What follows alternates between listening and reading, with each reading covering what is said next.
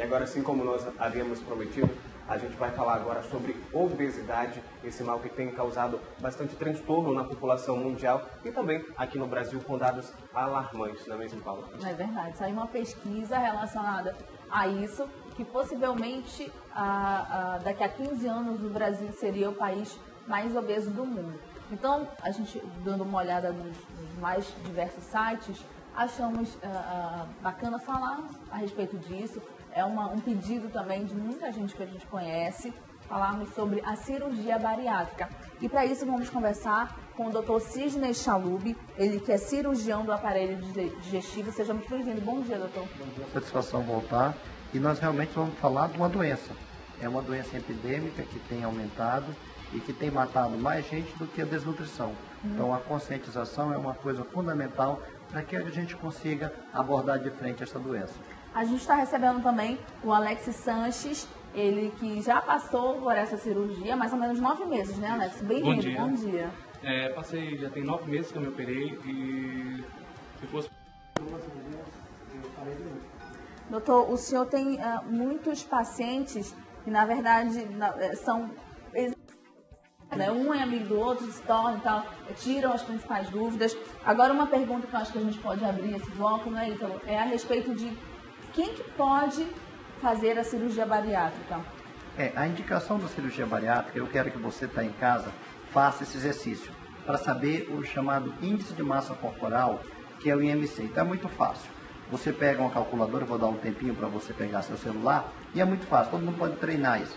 Você pega o seu peso e divide pela sua altura. Por exemplo, você tem 100 quilos e tem 1,70 m. Aí divide por 1,70 m.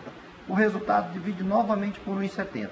Se esse resultado der acima de 40%, indica que você é considerado obeso mórbido e que você tem indicação de fazer a cirurgia bariátrica porque você está 45 quilos acima do peso ideal.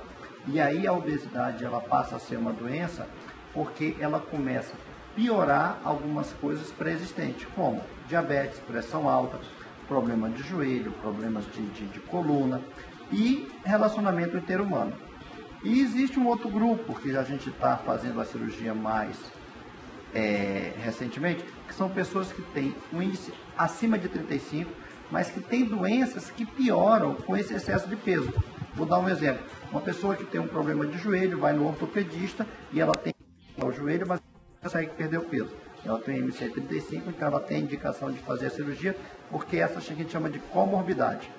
E um grupo que está aumentando muito, e nós hoje estamos indo para o Rio para discutir isso, é o grupo dos diabéticos.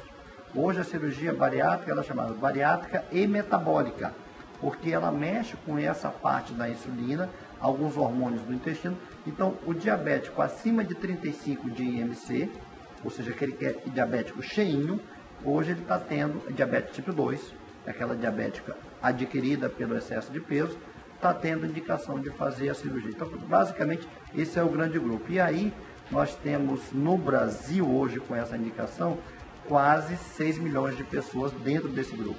Agora, doutor, bom dia. Em relação ao pós-operatório, você falou sobre a questão da diabetes, né? A gente sabe que há uma dificuldade de cicatrização a respeito de quem tem essa doença. Como é que fica nesses casos? Olha, eu vou até antecipar. Para que você tenha um bom pós-operatório, você tem que ter um bom pré-operatório. Então tem que ter todo um preparo de nutrição, psicológico, fisioterapia, é fundamental a parte respiratória. E quanto à cicatrização do diabético, a gente não tem tanta dificuldade, porque a cicatrização do diabético é mais na periferia. Então, como a gente faz uma cirurgia abdominal, não tem essa complicação de cicatrização, de dificuldade. Agora, uma coisa interessante que a gente observa, que já no pós-operatório imediato, a pessoa que era insulina dependente ou que usava altas doses de hipoglicemia, ela já não usa. Então, uma coisa que nós observamos na prática é que o paciente faz a cirurgia da bariátrica, ele continua obeso, mas o metabolismo dele muda e ele já sai do hospital, olha que interessante, sem usar a medicação do diabetes. Então, já começa a haver uma melhora da circulação em relação a essa parte de forma precoce. Talvez este seja o grande boom da cirurgia bariátrica metabólica em relação a isso. E a nossa tentativa agora é fazer a cirurgia para diabético um pouquinho mais magro. Não aquele diabético magrinho, mas aquele diabético que é acima de 30, ou seja, aquele diabético acima do meu peso, já vai ter indicação de fazer a cirurgia, que é essa normatização que nós vamos para o Congresso Mundial, que é feita aqui no Brasil a partir de amanhã.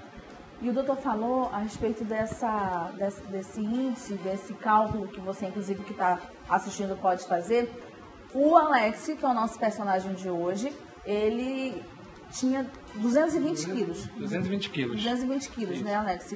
Você perdeu 95 quilos com a cirurgia. Isso.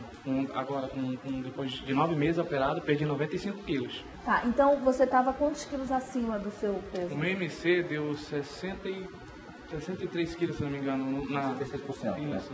A gente tem fotos, inclusive, do Emerson, do Alex, que eu vou pedir para o Emerson soltar aí na nossa tela, de como realmente faz uma diferença. Né? Eu queria que você falasse, Alex, a respeito da diferença que a cirurgia fez para sua vida, como é que você sentia antes, como é que você se sente agora. Antes da cirurgia, para pegar um ônibus era uma dificuldade, passar na catraca. Entendeu? Já nem tentava, com medo de ficar entalado na catraca. Cadeira de plástico, né, seja de restaurante, de lanche, já quando eu olhava, já não ia com medo de quebrar uma cadeira daquela. Então, para amarrar um sapato, as dificuldades mínimas que a gente acha que não tem mais, um obeso tem. São situações do dia a dia que acabam dificultando. Isso, exatamente. E hoje em dia não, hoje em dia tudo mudou. 95 quilos a menos, não cheguei na minha meta, que meu peso ideal é de 90 a 100 quilos, faltam perder ainda 25 quilos, mas uma diferença muito grande, esses 95 eu já perdi. Entendeu? E é uma vida nova, mudei minha vida. E hábitos também. A cirurgia ela não resolve só fazendo a cirurgia. Tem que focar no que você quer. Lanches, pizzas, essas coisas, refrigerante, 9 meses que eu não boto na boca.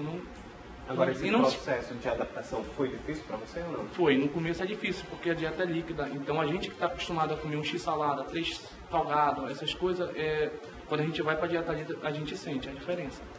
Agora, na verdade, o Alex, eu estava vendo umas fotos antes da gente convidá-lo, claro. E quando você tinha ali por volta dos 18, 20 anos, você era mais magro. Era mais magro. Como foi que você chegou a 220 quilos? Era começando a comer as besteiras, né? Lanche, muito lanche, deixava de almoçar para comer pão, 5 pães eu comia, 5 salgados, 3 x-salada. Então, essas coisas que a gente pensa que não vai engordar, é o que engorda a gente, né? E não tinha alimentação adequada. Faltava isso na minha vida. Então, eu tomei a decisão de fazer cirurgia e hoje eu mudei meus hábitos, não foi só a cirurgia. A cirurgia, com certeza, ela é complemento. Mas se a pessoa não tiver focada no que ela quer, ela vai voltar a engordar, ela vai continuar sendo a cabeça de gordo. A gente tem que mudar a nossa cabeça também. Entendi. Olha, e antes da gente ir para o intervalo, a gente vai voltar com o nosso bate-papo aqui, a gente vai com dicas da Cagin.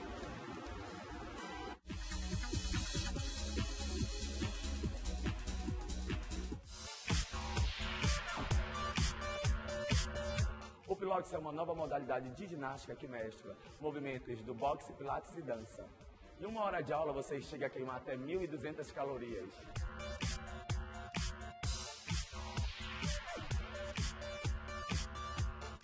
São inúmeros os benefícios dessa atividade. Melhora a sua flexibilidade, a agilidade, a resistência física, tonifica seus músculos, melhora a sua postura, define seu corpo.